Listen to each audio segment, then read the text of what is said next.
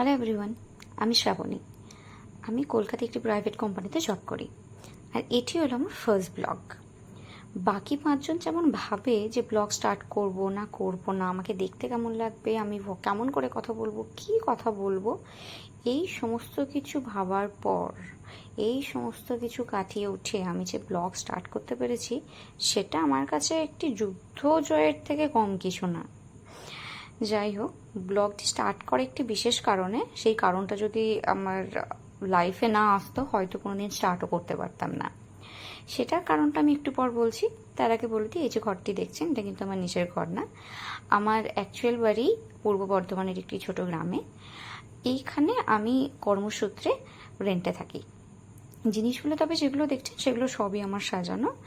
আমি কাজের সাথে সাথে আমার কাজটা যেমন পছন্দ করি, তার সাথে ঘর গোছানো, রান্না করা, সেই জিনিসগুলো খুবই পছন্দের।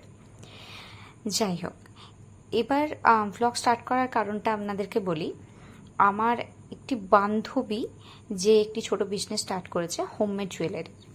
তো তার মতে আমাকে হোমমেড জুয়েলারি, ও যে সমস্ত জুয়েলারিগুলো বানায়, আজকাল সবাই বানাচ্ছে, তো সেগুলো পরে আমাকে ভালো লাগবে। এই কমেন্টটা পেয়ে আমি খুবই আপ্লুত হয়েছি। বাট সে যখন আমাকে বলেছিল যে সেই কিছু ওর হ্যান্ডমেড জুয়েলারি পরে ওকে কিছু ছবি পাঠাতে, সেটা পেয়ে, মানে প্রস্তাবটা পেয়ে খুবই কনফিউজ ছিলাম যে আদৌ কীভাবে ছবি তুলবো, সেগুলো পেজে পোস্ট করবে, কেমন লাগবে দেখতে, হয়তো পারবো না, হয়তো মুখটা কেমন লাগবে।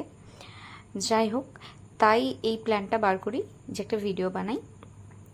ভিডিওতে দেখি সবাই কিভাবে শো করে। মোটামুটি যেহেতু আমি একটা খুবই সামান্য ইউজ করি, আমার কাছে কোনো মাইক্রোফোন নেই, আমি জানি না আমার ভয়েসটা কেমন হবে, মানে ভিডিওর পর বা ছবিটা ভিডিওটা কেমন আসবে। বাট সেক্ষেত্রে ভাবলাম চেষ্টা করে দেখি, ক্ষতি তো নেই। যাই হোক, আজকে ভিডিওটা আমি যখন শ্যুট করি, তখন সেদিন ছিল শনিবার। পোস্ট করতে একটু লেট হয়ে গেল। ওই যে ভেবে পোস্ট করব কি করব না, কেমন করে ভয়েস ওভার দেবো, কেমন করে এডিট করবো জানেনি খুব। তাই এত কিছু ভাবার পর এক কাপ কফি খেয়ে এনার্জি গেইন করে ভাবলাম পাজামা আর টি শার্ট এর ওপর মানে গয়না পরে তো ভালো লাগবে না, তাই একটা শাড়ি পরে ফেলি। তো ফাইনালি আমার মাসির দেওয়া এই শাড়িটা আমি পরতে পারলাম, যেটা আমার খুব পছন্দের একটা শাড়ি। মাসির কাছ থেকে অনেকদিন আগে নিয়ে এসেছিলাম, কিন্তু আজ পর্যন্ত পরা হয়ে ওঠেনি। তো ফাইনালি সেটা পরার সুযোগ পেলাম, শুধুমাত্র এই মানে বান্ধবীর জন্যই আর কি আবার বলবো। তো দেখলাম শাড়িটা পরি, একটু নর্মাল মেকআপ, একটু কাজল, একটু লিপস্টিক, এসব পরে। আর আমার কাছে এই যে অক্সিডাইজার যেটা দেখছেন, এটা কিন্তু মানে আমার বান্ধবীর দেওয়া নয়, এটা আমি নর্মালি আমার কাছে থাকে, আমি পরতে খুব পছন্দ করি অক্সিডাইজ জুয়েলারি। যদিও খুবই রেয়ার পরি, যদি কখনো আপনারা আমার ফেসবুক পেজে গিয়ে দেখেন সেক্ষেত্রে বুঝতে পারবেন। তাই নর্মাল একটু মেকআপ করে তার গয়নাগুলো ডিসপ্লে করা স্টার্ট করলাম। কেমন লাগে সেটা আপনারা দেখে বলবেন। একজন হাউসওয়াইফ, যার একটি বাচ্চা আছে, সমস্ত কিছু সামলে সে চেষ্টা করছে একটা ছোট্ট বিজনেস করার। আশা করব আপনাদের সবারই খুব ভালো লাগবে এবং তাকে আপনারা সাপোর্ট করবেন। এই যে জুয়েলারিগুলো দেখছেন, প্রত্যেকটা তার নিজস্ব আইডিয়া, কালার কম্বিনেশন বলুন বা কেমন ডিজাইন হবে, সমস্ত কিছুই তার সে একা নিজের হাতে করে, খুবই সুন্দর। এবং বাজারে আর বাকি পাঁচজনা যে রেঞ্জে আপনাকে জিনিসটা দেবে, তার থেকে অনেক অনেক কমে আপনারা পেয়ে যাবেন। সিঙ্গেল পিস হতে পারে আপনারা 50 to 60 রুপিসের মধ্যে পেয়ে যাবেন, উইথ ইয়ারিং আমরা উইদিন 100 রুপিসের মধ্যে পেয়ে যাবেন। এবং যদি কোনো লং হয় সেক্ষেত্রে আমরা 150-র মধ্যে পেয়ে যাবেন।